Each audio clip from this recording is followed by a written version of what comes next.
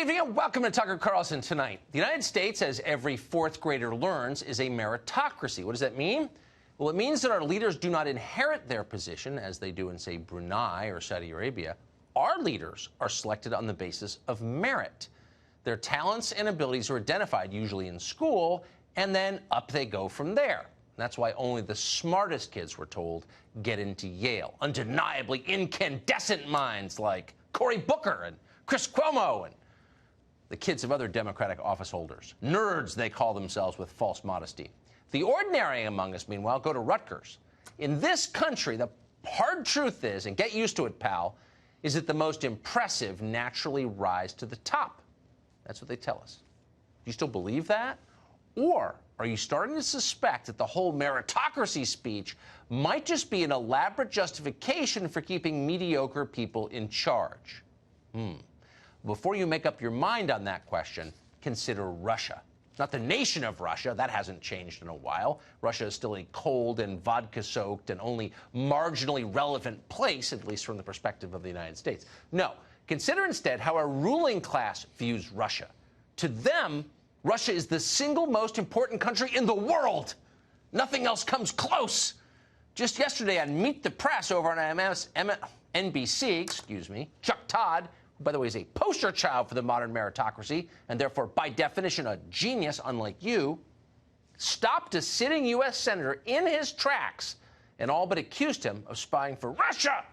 Watch this exchange. In December of 2018, a Ukrainian court ruled that Ukrainian officials had violated Ukrainian law by meddling in our election, and that was reported in the New York Times. According to the New York Times a couple weeks ago, U.S. senators were briefed after Fiona Hill's testimony that actually this entire effort to frame Ukraine for the Russian meddling of 2016, of which you just made this case that they've done it, that actually this is an effort of Russia propaganda, that this is a Russian intelligence propaganda campaign in order to get people like you to say these things about Ukraine. Are you at all concerned you're doing Russian intelligence work here?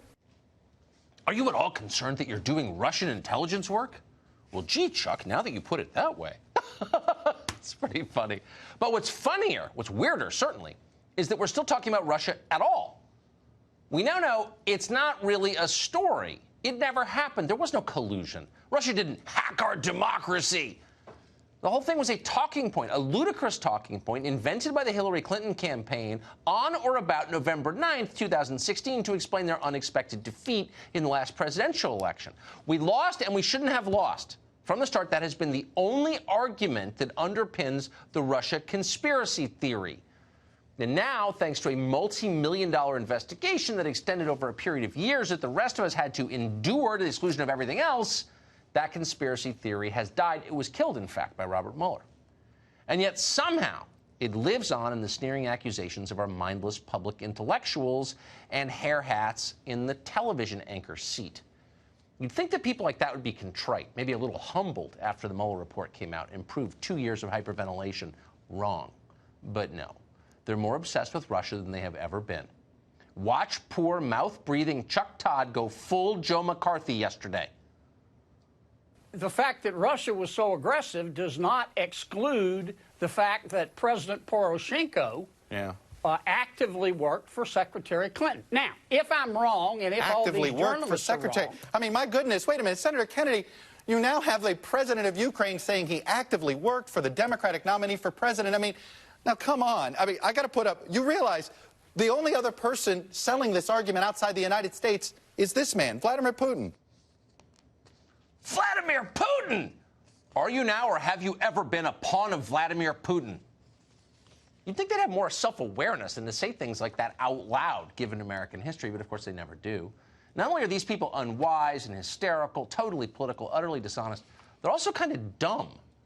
And because shifting mental gears is hard for dumb people, it turns out the entire on-air staff over at MSNBC is still pretending that Russia collusion is the most important story there is. It's like Robert Mueller never delivered his report. Is it possible that Donald Trump now takes his beliefs in the world from the president of Russia?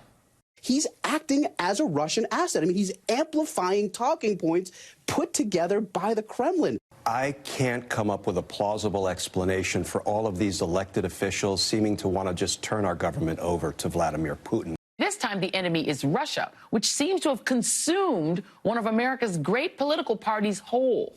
The Constitution is a piece of paper that they would rather rip up or cut into segments rather than defend this country at all costs. The Russians set this whole thing up. We've left the good guys and have joined the bad guys in the world, and Republicans writ large seem to be okay with it. Now we are left with, as I've said before, a transnational crime syndicate masked as a government led by a Kremlin asset. Donald Trump believes believes it in his heart. The words of a communist, ex-communist dictator, KGB officer, rather than any person in America. We're in danger. We are in danger, says Malcolm Nance. This is really irresponsible. And keep in mind that everything we just played you aired in the past 2 weeks. If you excluded debunked conspiracy theories, could any of these people actually tell you why Vladimir Putin is so bad? Why is he so bad? He's bad, Chuck Todd says. Okay, speak slowly so I can understand. What makes Vladimir Putin worse than, I don't know, a whole long list of American allies? Let's try the King of Saudi Arabia, for example, or the people who run the Emirates, the people on whose payroll so many in Washington are right now. Why is he worse than them? They couldn't answer that. For Chuck Todd and the rest of the dummies, Vladimir Putin isn't a real person with actual ideas and priorities and a country and beliefs. No, he stopped being that long ago. He's a metaphor, a living metaphor. He's the boogeyman. Step out of line and you're a traitor in league with Vladimir Putin. Let's put his picture on the screen. Can we get his picture on the screen? Yeah, please. The irony, of course, is that Putin, for all his faults, does not hate America as much as many of these people do. They really dislike our country, and they call other people traitors because they're mouthing the talking points of Putin. These are people who don't know anything about Russia, who don't speak Russian, who couldn't identify 3 cities in Russia. The rest of the world isn't quite that dumb. Dumb as it may be, not quite that dumb. The French president, Emmanuel Macron, for example, in the past month, Macron has called NATO, quote, brain dead because NATO exists to provide the common defense, and yet it has, with the fall of the Soviet Union in 1991, no clear enemy. Europe and the United States, Macron has said, should have closer relationships with Russia, not more hostile ones. So does that make Macron a stooge of Putin? Is he a puppet of Moscow?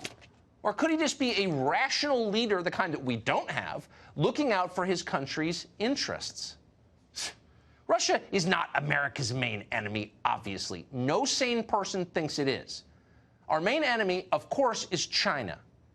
And the United States ought to be in a relationship with Russia aligned against China to the extent that we can. China is the country that's currently, right now, murdering tens of thousands of Americans every year with fentanyl. It's depopulating parts of the country. It's pushing our life expectancy down. That's how profound a threat this is.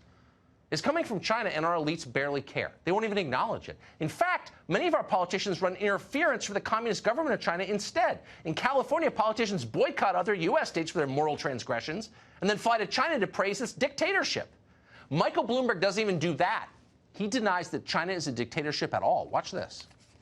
China is doing a lot. Yes, they're still building a bunch of coal-fired power plants. And they're still burning coal. Yes, they are. But they are now moving plants away from the cities. The Communist Party wants to stay in power in China, and they listen to the public. When the public says, I can't breathe the air, Xi Jinping is not a dictator. He has to satisfy his constituents, or he's not going to survive. He's not a dictator? No, he has a constituency to answer to. Speaking of stooges, Xi Jinping is not a dictator. No, he can be voted out. Oh, sorry, there are no elections. The dictator's not a dictator. That's prima facie disqualifying.